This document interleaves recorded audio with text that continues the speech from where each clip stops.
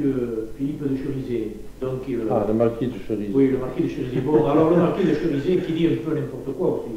Alors lui, d'après lui, la dalle en question, dessinée par M. Coste, provenait à l'origine d'un ancien tombeau situé entre Serres et Pérol, sur la route d'Aachen. Il n'y a aucun texte, justement, d'où sortir cette information? Aucun document, c'est des racontars de gens, peut-être des pays. D'où sortir cette information? Non, la fameuse dalle répond bien à une dalle de fondation de messe, oui, et de prière. Précède voulait dire messe, c'est bien que prière. Maintenant que venaient faire les Templiers à cette affaire, il y avait une chose que beaucoup de gens ignorent, à commencer par Jean Fourier, un historien local, enfin, qui est à Paris, qui est contrôleur pour dépôt et consignation, qui vient de faire paraître une brochure d'une vingtaine de pages sur toute l'histoire de Rennes-le-Château. Jean Fourier, qui a fait un travail remarquable, qui m'a fait un don, je l'ai passé moi-même à un ami pour la lecture, et c'est très bien fait, c'est très sérieux. Toutes les références sont là, tous les documents, ce document. Il me dit, si vous remarquez quelque oubli, vous le voir le service de me faire savoir. Il a fait comme Franck Marie. Il a écrit trop vite. Ah oui. Et il y a un oubli sensationnel. Ah bon. Il a oublié les Templiers. Il a oublié les Templiers. Autant à Rennes-le-Château que sur le plateau. Alors, je lui ai écrit d'ailleurs en détail avec toutes les références. Si vous voulez d'ailleurs les références, et cette affaire-là, c'est tout, la nature de cet oubli, lisez dans une bibliothèque municipale, à Perpignan par exemple, le cartulaire des Templiers de Douzins par le professeur Wolf. C'est ça, oui. Table matière, là vous avez tout ce qui concerne les Templiers à Rennes et au plateau de Rennes. Alors, il y avait d'abord la Vallieu, qui était un domaine des Templiers de France, de Douzins. Et puis alors, il est fait mention de donation d'immeubles à Rennes-le-Château pour les Templiers. Donc, ils étaient à Rennes-le-Château, ils avaient une résidence, ils avaient des immeubles. Rien d'étonnant, ce qu'ils étaient organisés, quand ils étaient quelque part, ils patronnaient l'église. Oui. Qu'ils étaient organisés, cette fondation de prière pour le roi. Bon. Et puis ensuite, la famille de Blanchefort. Car qui dit Blanchefort et le Temple, c'est quasiment la même chose. Les Blanchefort étaient une branche des Blancafort de Bordeaux. Cette famille a donné un grand maître, Bertrand de Blanchefort, au Temple. Et puis vous verrez mentionné avec toutes les pièces à l'appui, toutes les références. Tous ces originaux sont à Toulouse, aux archives départementales, je les ai eu en main d'ailleurs. Et vous y verrez mentionné que les Blanchefort ont toujours été les alliés des Templiers, tant et si bien que les Templiers avaient fait des seigneurs de Blanchefort, du plateau de Rennes, Blancafort. Ils en avaient fait leurs intendants pour la ville d'Espéraza, qu'ils possédaient en entier. Ils possédaient toute la ville d'Espéraza. Et pendant des années, des décades, les Blanchefort ont été les intendants du temple à Espéraza. Donc les Templiers étaient sur le plateau, bon, il a oublié ça.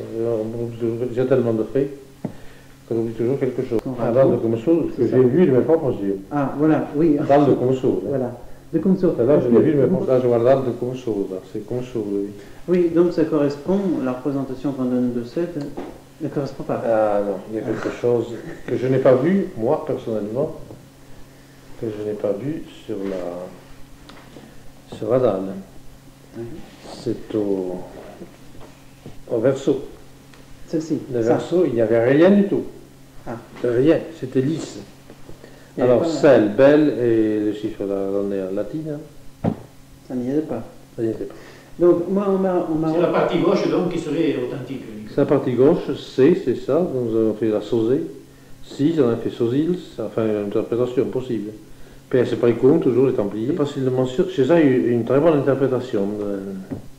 Pour M. Escaléas, qui est allé à Paris pour voir la dalle de Comso, car elle est à la loge, au Grand Orient. Ah, on sait où elle est, cette dalle? Oui, elle est chez la loge je crois que chez les enfants réunis, cette loge du Grand Orient. Il est monté, M. Escaléas, il est allé. D'après lui, j'avoue que j'hésite à accepter son hypothèse. Il en fait une borne liminaire, limite de propriété. Mais c'est difficile à soutenir. Hein. C'est beaucoup d'indications pour une... Ah, pour lui, il le format, j'ai une borne liminaire. ça m'étonne un peu. Oui. D'autre part, comme Sourde, qui était une baronnie au Moyen-Âge, a appartenu à Udo d'Aniol, au Templier. Le Templier, le fameux Udo, le jeune Udo, était fils d'un Dagnor, de Bertrand Dagnor, seigneur de Boranac, et était frère de Raymond Dagnor. Alors là, nous avons tous les documents, toute l'histoire de Boranac. Bon. C'est l'île de Boranac, qui est pas loin de Quillan, dans la vallée du Brésil. Ça a été son apanage particulier. Tant et si bien, c'est mentionné dans les mémoires des arts et sciences, d'ailleurs. Oui. Vous le trouverez à partir dans les 50, en 60 ou 62, 63 par là. Il y a des communications là-dessus. Les Dagnor, la famille Dagnor, les Dagnor, qui avaient réussi à se tirer un petit peu de l'affaire de la croisade, à sauver quelques biens. Les Dagnor réclament au siècle suivant.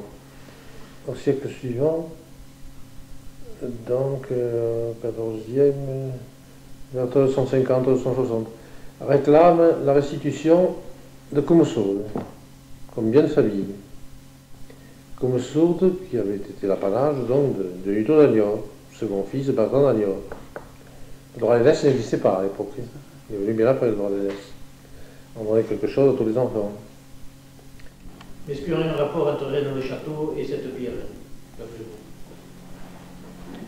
vous? Oui, oui. D'après César, oui. D'après René César, oui. Parce que c'est quand même assez loin de Rennes le château. C'est assez vrai, mais c'est le plateau quand même. C'est le Oui, plateau oui, de c'est Rennes. le plateau, C'est le plateau. Ah bon, je ne pensais pas qu'on ait retrouvé cette pierre. Ah oui, Parce que c'est là.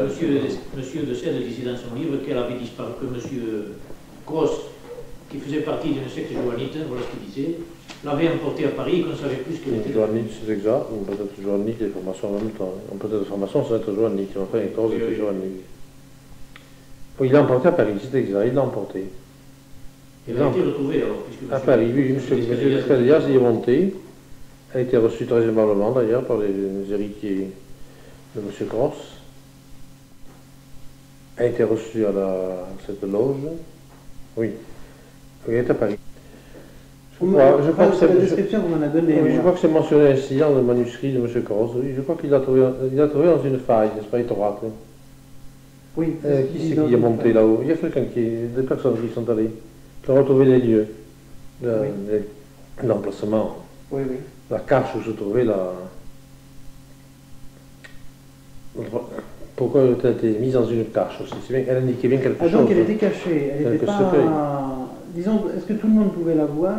Ou alors est-ce que Monsieur Gross a l'a été vraiment découverte? attiré par des flèches Les flèches. gravées en creux et des petites croix templières. Il a suivi ces traces qui l'ont amené à une faille dans un rocher, une faille très étroite, où il a pu passer le bras. Oui. Et là, il a trouvé la dalle, il l'a sortie. Et alors, est-ce que vous pensez que la facture du dessin, donc du graphisme qui est représenté, et disons, est-ce que la cachette est ancienne en quelque sorte? Est-ce que ça n'aura plus que être caché au XVIIe siècle? C'est une faille naturelle, une faille naturelle de le rocher. Donc on ne peut pas dater à l'emplacement où on a pu cacher ça, en quelque sorte. C'est-à-dire qu'on la date en se basant sur la croix templière, c'est ça. Parce que les petites flèches donc étaient plus récentes ou anciennes, Ou on ne sait pas. ancienne. Oui, c'est ancien. Usée Donc par ça le faisait temps, des siècles et des siècles. par les pluies, oui, C'est ça. usée. Elle n'est pas très grande, hein. 30 sur 40. 30 cm sur 40, peut-être au moins, je me souviens. Enfin, elle n'est pas grande. Ça n'a rien de comparable à la dame de Blanchefort, bien sûr. Celle de Blanchefort. Alors là, au moment que les chercheurs sont appesantis pour donner un sens à ces lettres. On avait pensé, parce que pas loin, par l'autre côté de l'Aude, il y a le fameux château de Sauzils. Sauzils. Oui. Il y a aussi au-dessous, c'est dans ce terrain, c'est sur ce terrain, où il y a encore une vieille tour, que Philippe Lardy et Philippe Lebel ont été reçus par votre cousin Dagnor. La Sauzée, ça s'appelle. La Sauzée, oui, Sauzée. C'est écrit A, en effet, dans les textes. Alors la Sauzée, Sauzil, on a pu pouvoir identifier avec ces deux lieux. Maintenant, le restant, mais c'est ça, je ne me rappelle pas, une très bonne traduction là, de Immedio, linea ubi, il faut lire plutôt ubi linea, c'est des versions latines. Immedio, ubi linea maxima, même on interprète maxima. C'est 4, d'ailleurs la position à parva, c'est 4 linea parva. Donc le lieu, alors c'est quelles sont ces lignes, d'après César, sont des diagonales. C'est probable, je le crois, moi aussi, que ce sont des diagonales. Des diagonales, oui. Alors une longue, une courte, alors là où la longue coupe la courte, alors il y a quelque chose là. Ah, Monsieur Cross parle d'une chose comme ça, enfin d'une explication semblable un peu. Oui, maintenant il n'était pas sûr non plus aussi. Oui, bien sûr. Une interprétation. Mais celle et belle n'y sont pas. C'est ça, donc ça, on peut considérer comme... Maintenant, celle et belle ont été apportées à Rennes-le-Château par l'ingénieur Cholet de Paris. Un fameux ingénieur qui est venu en 59, qui a failli se faire exécuter d'ailleurs, se faire assassiner. C'est lui qui avait apporté celle et belle qu'il avait trouvé dans un document. Il avait trouvé dans un parchemin. Il avait fait apporter où? Parce que, oui. Il a fait suivre à Rennes-le-Château. C'est M. Cholet, encore en début 59, c'est assez récent, il y a 20 ans, était un ingénieur des travaux publics de la ville de Paris. Et à Montfort-l'Amaury, le village d'origine, la châtellenie d'origine de Simon de Montfort, à Montfort-l'Amaury, il trouve 3 ou 4 documents, 3 ou 4 parchemins, dont l'ancienneté a été affirmée par les services des archives. Bon. Alors, ces parchemins sont tellement bouleversés qu'il s'est fait mettre en disponibilité momentanée. Il s'est amené avec son gendre et sa femme. Bon. Sa fille n'est pas venue parce qu'elle avait des enfants tout petits. Il va voir ces documents. Il est allé à la préfecture, aux archives départementales. L'archiviste en chef a été très impressionné par ce document, dont il a certifié l'ancienneté, au moins l'ancienneté. Et tous ces documents concernaient Rennes-le-Château. Et on ne sait pas ce que disaient ces documents. Il ne l'a jamais dit. Ah, ça. M. Cholet ne l'a jamais dit. La préfecture le sait, et les chefs de Carcassonne doivent le savoir. Mais personne d'autre doit se dire. En tout cas, l'affaire était sérieuse, puisqu'il a eu toutes les autorisations. C'est ça, voilà. Et, au point de vue en tout cas paroissial, l'église, ecclésiastique, il a été supervisé par le curé de Pouilza, qui à l'époque était chargé du service Rennes-le-Château, qui a été chargé de superviser ses recherches. Et ce curé de Pouilza s'appelait l'abbé Rigaud à l'époque, Rigaud, R-I-G-A-U-D, l'abbé Rigaud. Actuellement, il est aumônier de l'institution agricole Saint-Joseph de Limoux, oui, l'abbé Rigaud. Il l'a suivi dans ses travaux, au moins dans une partie de ses travaux, et il en avait été impressionné par les concordances,